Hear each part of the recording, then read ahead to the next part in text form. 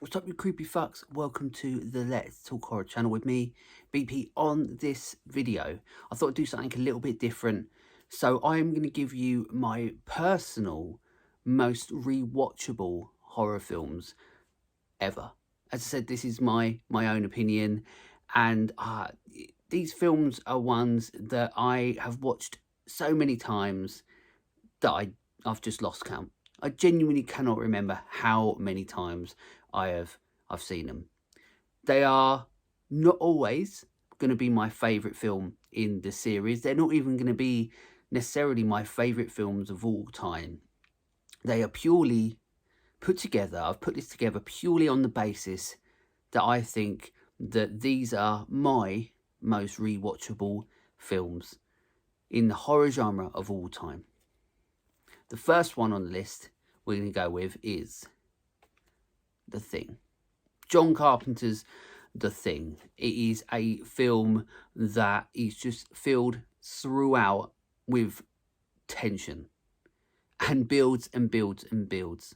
On top of that, you've got incredible performances from multiple characters that don't feel that you are being overindulged and everything with all these, multiple different characters.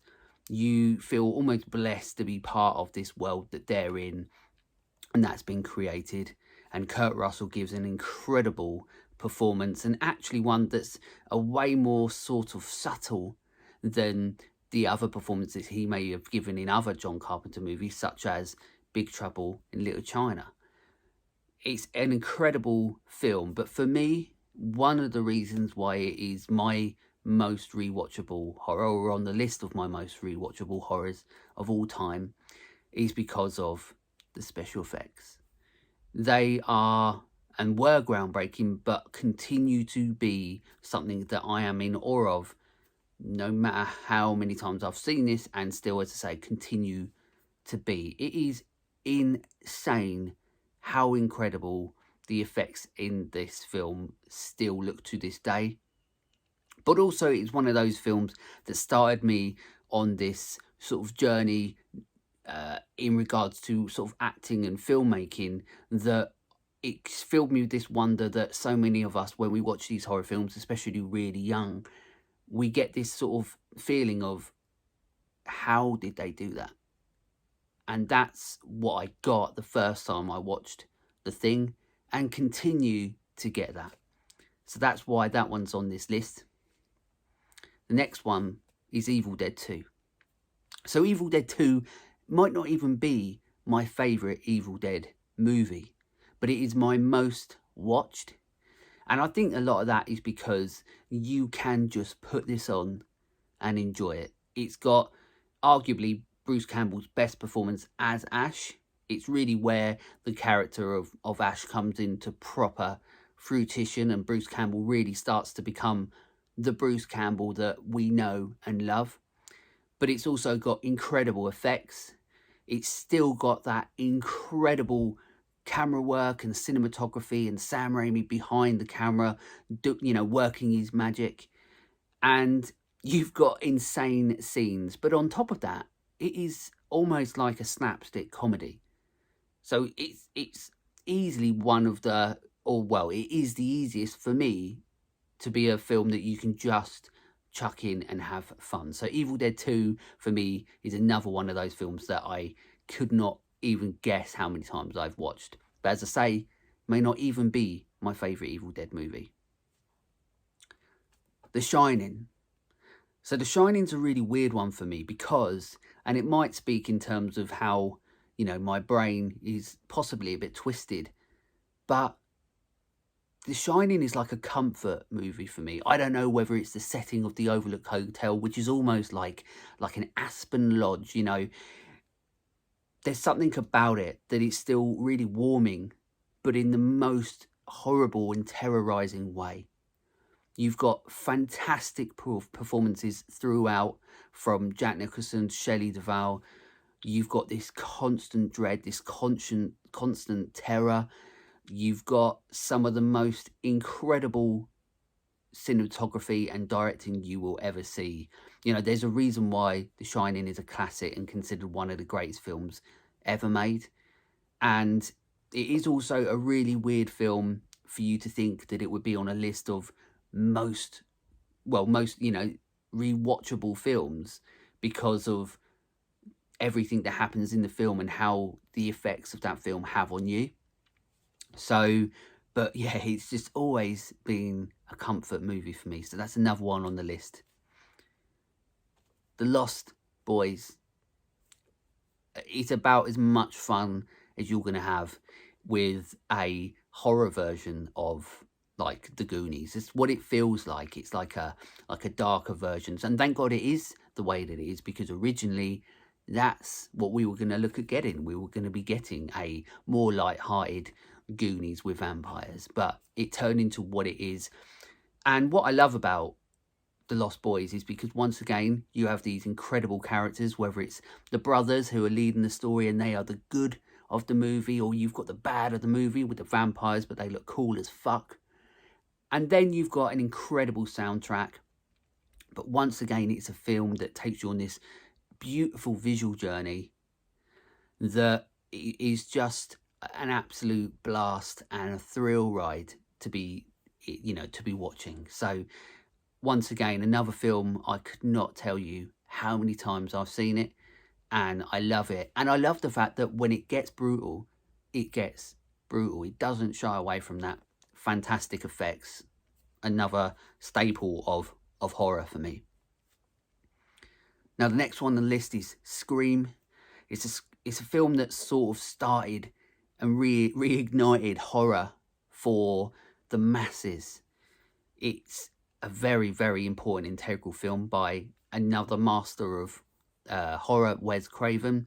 You know, he's reinvented or done so much for this genre, and it wasn't at the start of his career. This was, 96, and it came out, and it really had a huge impact on me. I was a teenager when it came out, and I was trying to replicate so much of it with my own home movies. And once again, I've watched this film so many times, but it never gets boring. It's always enjoyable, and the performances are exactly what the film needs. It's not a film that's completely built around special effects like a lot of the films I've already spoken about. It's about the script, the directing, and just the constant not knowing where it was going to go, the unpredictability of it. And obviously we get the ending where your minds are blown for one of the first times that it sort of really happened in horror. It's a crazy film, and I love it. It's such a good one. So then we have another John Carpenter movie, Halloween. It's just timeless. It's incredible. It's just beautiful.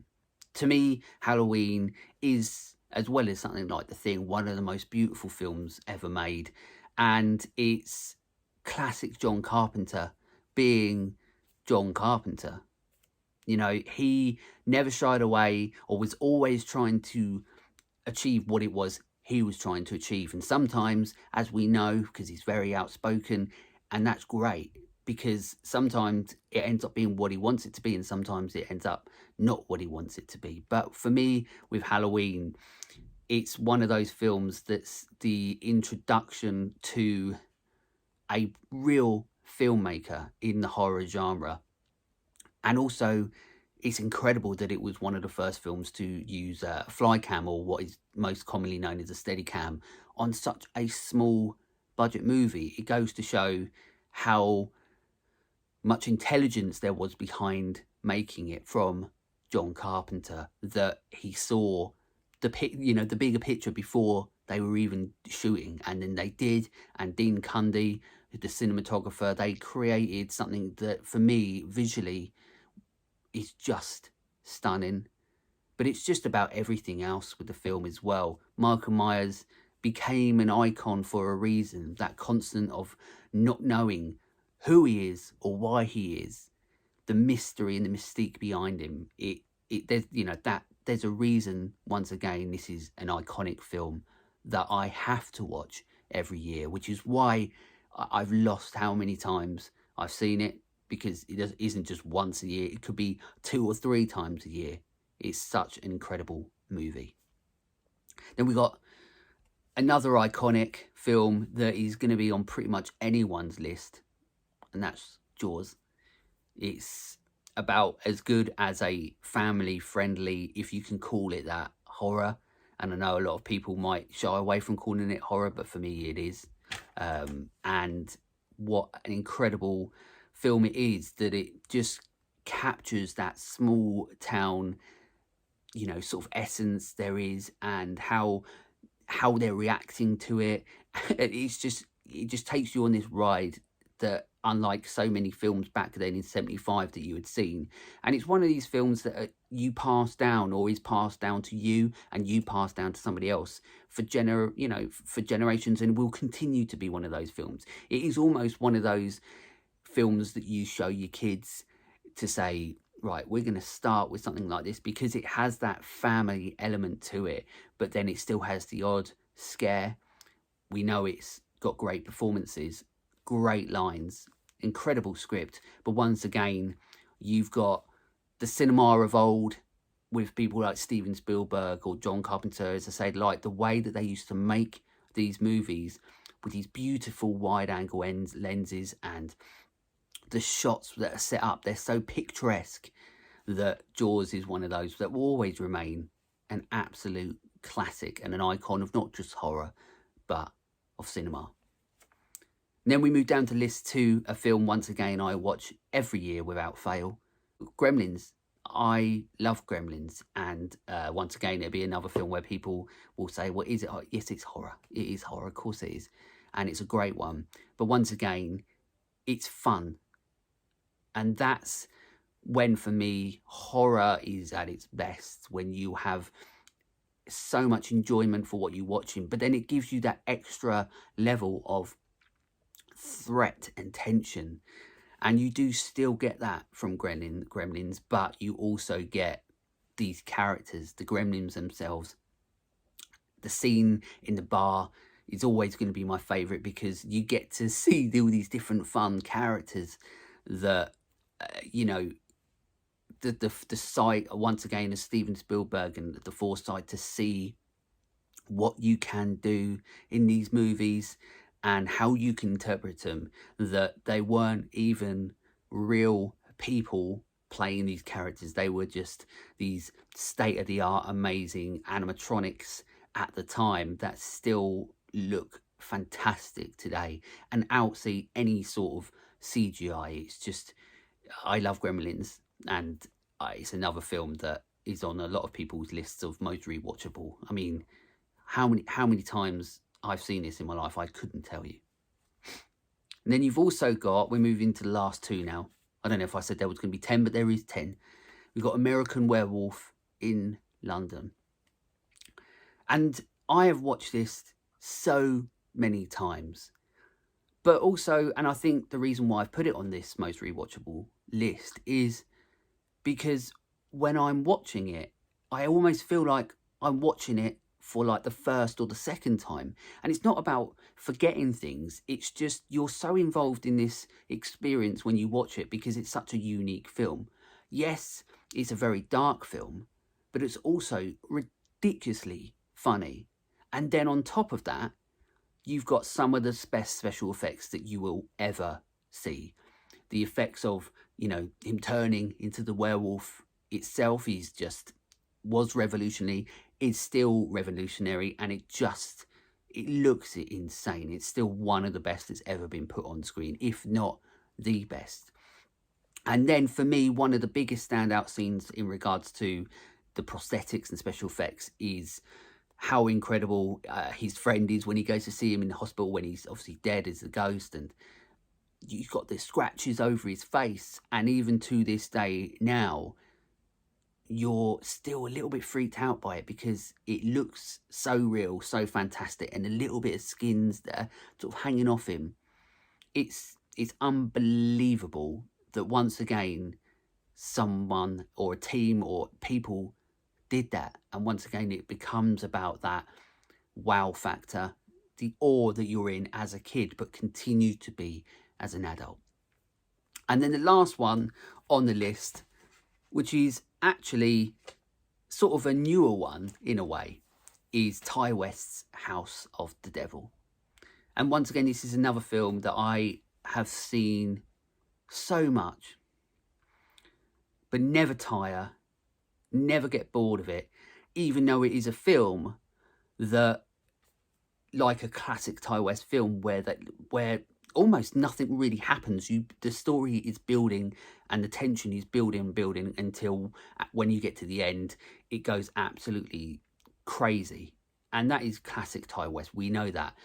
But House of the Devil is one of those films where it's integral to my learnings as sort of a filmmaker side of it, but also it's integral to horror at the time, because it came out at a time when horror had lost its way in regards to the directors. There was films, of course there was going to be films, and they were always going to keep coming out, and not all of it was great at the time.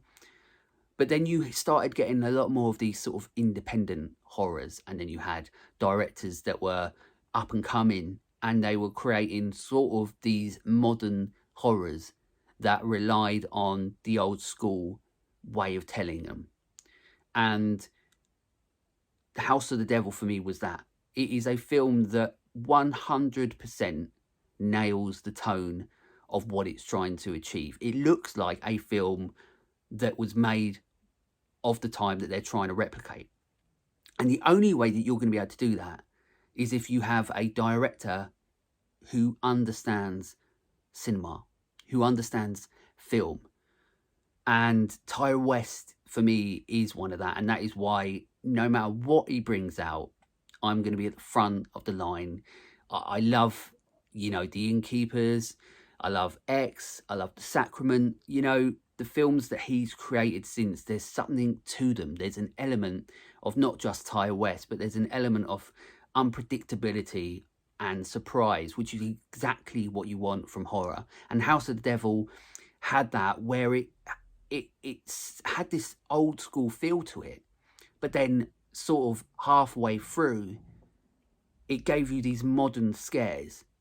And it was such an incredible film to watch, because you thought that you were getting a film of old, but yet you were brought in to this modern era of horror filmmaking. And Ti West is at the top for me for that. But then luckily now, because of that film or Ti West, we are getting the continuation of that, with directors now becoming at the forefront of the genre. So now we have people like Jordan Peele, who is now a name within horror, rather than them just bringing out all these films who could be made by anyone. So that's my top 10, not in any order, of my most rewatchable horror films. And I do want to give a special mention to some more as well, because these are films that I believe are horror or part of this horror world in one way or another, but people don't necessarily see them as 100% horror. So I wanted to make that list purely a horror one, a horror related rewatchable list. But these are a couple or some of films that I have watched so many times, like I keep saying, I can't even remember. But that is Predator. Predator for me is about as incredible as an action film that you can make. But for me, it is an action sci-fi horror. It has a monster in it. The intergalactic gloop lizard that he is. He, he's going around and hunting. And what I love about Predator is that the team that are the hunters at the start become the hunted. And we get to see these characters, and this is an absolute credit to the director. And I think it is an example of some of the best directing you'll ever see. But he took all these larger than life real, actors who are larger than life in real life, like Arnold Schwarzenegger and Jesse Ventura, who bring a certain amount of, ego to real life in a way, but yet he created something where they felt like they belonged in this world and actually toned it down when they need to the point where it was one of the first times that you're ever going to see Arnold Schwarzenegger, the men of men, scared and absolutely terrified for his life. And I absolutely think that they did the best way that they could have casted that film. Predator is a classic, and I've watched it so many times it's ridiculous. The other one I've put on there is The Guest as well. Another film that has so many homages to horror. It is a film I think does fit in the genre, and I can see why other people wouldn't think it does, but for me, I personally does.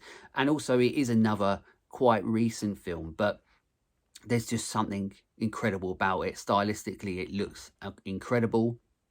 The story is nice and a bit original and fresh, but it also is still reminiscent of things of the 80s and of the past, so you get that enjoyment out of it. Dan Stevens and Micah Monroe are just fantastic in it. Amazing soundtrack. But once again, for me, as when it comes down to the filmmaking side and the acting side of it, the film itself gave a fresh approach to, and a more of a modern approach to, how these films look. And there's some real standout, not just scenes, but shots in The Guest that make it stand out even more for me. And I've, once again, I've watched it a lot. Another one would be Seven. Seven, to me, is on this list as not only a rewatchable film of mine, but it is actually one of my favourite films of all time. It is another dark, another twisted film. It's my favourite David Fincher movie, but it is the most, and it is one of, if not the most beautiful movie ever made. Every single scene is just like a picture. You could pause it, you could take it, and you could just put it on your wall, and it's just, I mean, not that you would, because there's some fucked up stuff in it, but it just looks incredible. Then you've got great performances in it as well from Brad Pitt and Morgan Freeman. Kevin Spacey is just, I mean, the thing is, once again, it's like a monster movie. Kevin Spacey is playing a monster in it, and it's not nice. And for me, Seven is part of the horror genre, but other people may not think so, but it is. And then the last one I've written down there, once again, is, revolves around a monster in a way. One's good, one's bad. And that's Terminator 2, one of the most rewatchable films. Cinematically looks gorgeous. The directing is fantastic. Arnold Schwarzenegger is doing a great sort of role as the Terminator in Terminator 2, but as a different version, a nice version rather than a not very nice one. He's great in it. Edward Furlong, picked off the street, and somehow does the performance that he does in it. Linda Hamilton's great. It's just one of those films that you can put on, sit back, enjoy it, and you just get taken away to a different world with it all. And that's what all these films do for me. They take me to a place of the past and the present where I used to sit there and I used to watch these, and I used to be in just absolute wonder of how they did all this. And I still do that now with these films. And there's a lot of other films that I've watched a lot of times and multiple times, and even those I'm still in absolute awe of. But with these ones, it's all about having those personal connections, those personal journeys with the films. And for me, there's so many different layers. And I'm one of those people that is, unfortunately, because I don't want to be, very overly critical when I'm sitting there watching a film, because I can't just sit there and watch it. I'm processing everything. The acting, the directing, the cinematography, the score, the composing, just everything. Every aspect of it is going on in here. Sometimes it sucks, but you end up having a deeper affection, I think, for these movies, because you want to understand the ins and outs of them. And this list, for me, those are the films that are the ones that I want to know the ins and outs of, and I want to keep revisiting as much as I can.